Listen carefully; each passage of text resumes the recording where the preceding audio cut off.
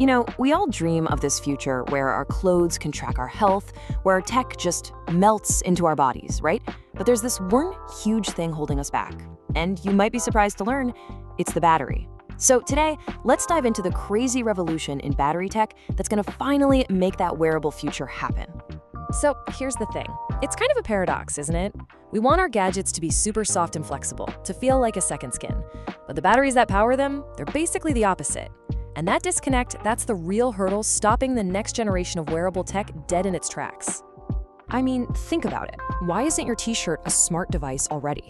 We've got tiny sensors, powerful processors, so what's the holdup? It's not the chip, it's not the sensor. It all comes down to power. Yep, the humble battery is the real bottleneck here. Just picture your phone's battery for a second. It's a hard little brick, right? It's all about packing in as much power as possible, sealed up in a metal box. Now, think about what a smart shirt needs. It has to bend with you, it has to be totally safe so it won't, catch fire on your skin, and it can't give you a rash. The two are just complete opposites. And this image really drives the point home.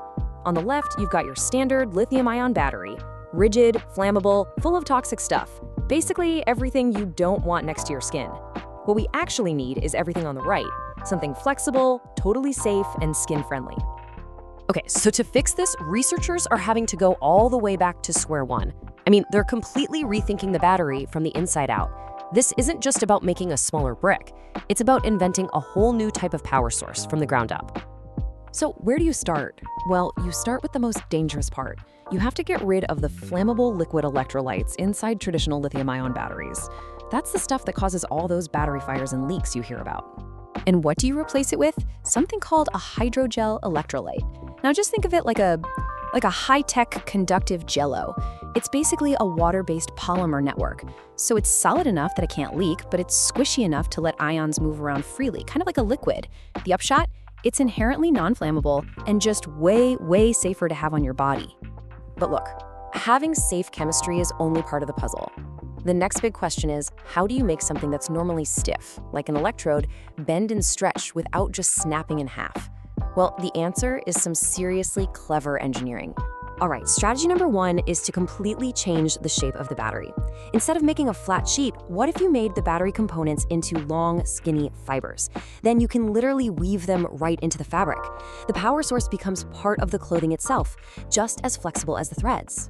Okay, this next approach is super cool. It's actually inspired by the Japanese art of paper cutting, Kirigami. By making these really precise, intricate cuts into a rigid sheet, engineers can make it surprisingly flexible. It's genius, really. The cuts allow the whole thing to bend and fold without actually stressing the battery materials, so nothing cracks. And here's another brilliant idea. Using these wavy serpentine patterns. When you pull on something like this, it doesn't just stretch thin. Instead, those snake-like curves can twist and pop out, which releases all the strain. It allows for a huge amount of stretch while making sure everything stays connected electrically. Now, this one might be the cleverest of them all. Instead of trying to make the electrodes themselves stretch, this design lets them slide past each other inside that hydrogel we talked about. So the whole battery can stretch, but the delicate active materials don't feel any stress at all. So smart. So, okay, we've got a battery that's safe, and we've got one that's flexible. We're almost there. But for a device to truly become part of you, to live on your skin, it needs one more crucial ingredient: biocompatibility. It can't just be on your body. It has to feel like it's part of your body. And this isn't just a vague idea. There's actually a scientific target for this. This chart shows something called elastic modulus, which is just a fancy way of saying stiffness. If you look at human tissue, like our skin, it's way down in that 0.05 to 2 megapascal range. So for wearable battery to be truly comfortable, it has to be just as soft as our own skin. And check this out. This is that idea in action. This is a real on-skin battery that uses silk fibroin. Yeah, a protein from actual silk to make its hydrogel. I mean, how cool is that? It's not just soft and body safe, it's also breathable and it sticks to your skin naturally. No irritation, no problem. Or what about this? This is a super thin battery woven into clothing that literally gets powered by your sweat. Just imagine a marathon runner wearing this, powering a sensor that tells them exactly when they need to hydrate. It uses totally non-toxic stuff like magnesium and cotton. It's light, it's safe, and it only turns on when you need it. It's brilliant. And if you want to see the real cutting edge, look at this. Researchers are now making these tiny micro-scale batteries out of little droplets of silk hydrogel. These things are so incredibly soft and biocompatible that they're being designed for direct contact with living tissue. We're talking about opening the door for medical devices that can be seamlessly integrated right into your body. So, when you put all of these pieces together, the safe chemistry, the flexible engineering, and that true biocompatibility, the future of wearable tech starts to look really different. It's less about a clunky gadget you strap on and more like a seamless, invisible extension of yourself. So what does this actually mean for us? What does this future look like? Well, it looks like smart clothes that monitor our health 24/7.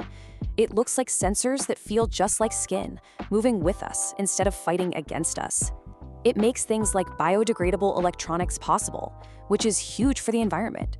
And it's the key to self-powered medical devices that could one day treat us from inside our own bodies.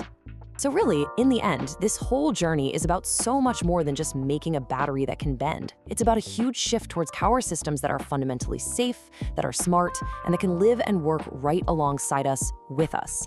It's a future where our technology doesn't just sit on our skin, but truly becomes part of who we are.